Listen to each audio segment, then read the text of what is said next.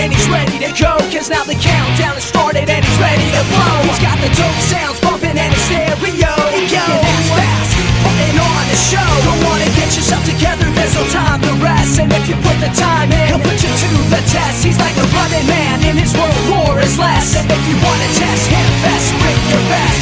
Don't make me spell it out, bring your best. In this world. What's up, everybody? Dontavius here, back again with another YouTube video. So today we're going to be talking about the Sonic timeline hashtag. And as you can see, I think what's the problem is that forces and the Archie comics are like different from each other. Because let's say how the Archie comics is pre-forces. Well, here's the thing on Sonic's Hub says in 3, 2, 1, go.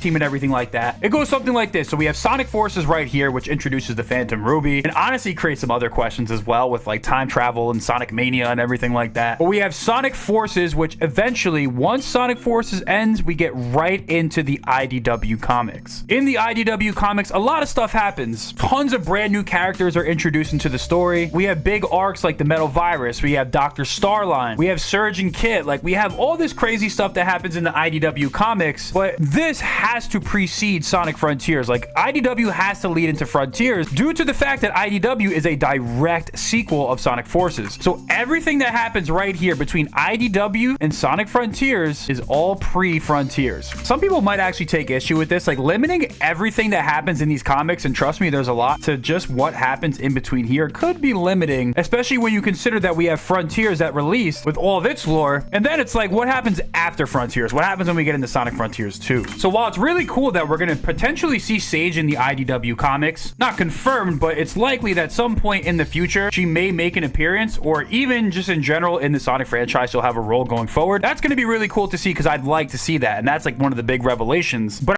I mean, he was talking about Sage a little bit, but that's not the point of the video. I'm talking about like the timeline. The timeline for Sonic is like very different, because Sonic Frontiers will lead into Sonic Frontiers 2, and then for the next one is like a different one. I don't really know for sure, but this thing is absolutely amazing. Okay, so when like Sonic Forces ends, we get like a pre-sequel of Sonic Frontier, IDW. But I really think for a second, let me go on my game theory glasses or whatever. Hello Internet! Welcome to Game Theory. And on this episode, we're gonna be trying to figure out who the fuck asked. Okay, so here's what my theory is. So I think Sonic Forces, well, the IDW is like a pre,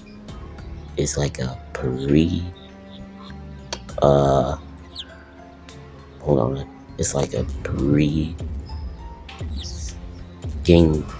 gaming book or something to the to the Sonic Forces, because right here it's like when classic Sonic shows up, it's like the whole different thing from the timeline, and then we get like the Phantom Ruby introduced, and then the Phantom Ruby destroys like everything, and, you know, I'm gonna play Sonic Forces in like some time period or whatever, but stay tuned for that.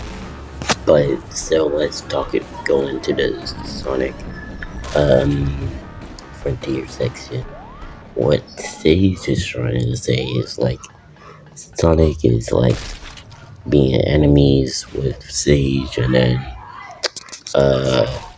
you know, like how they defeated Giganto.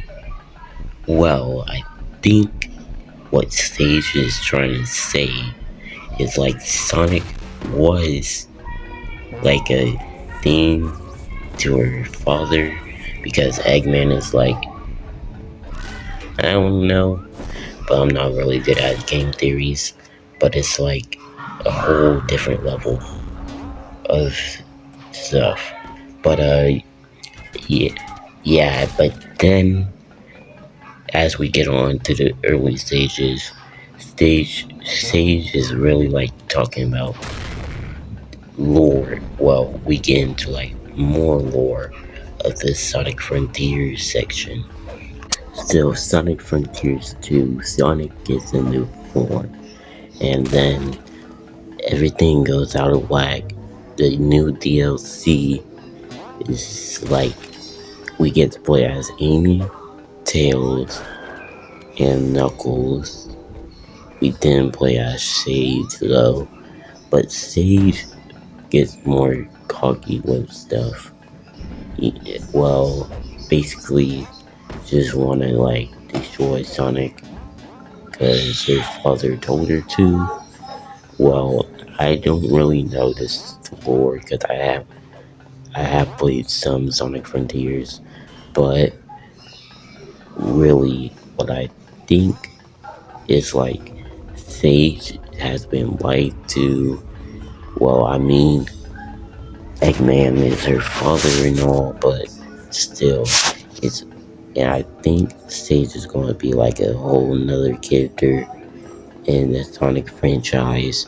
I would really like to see her being in like more Sonic games, more IDW games, and stuff like that, and so on. So thank y'all for watching. Like and subscribe, turn on them notifications on, and peace out.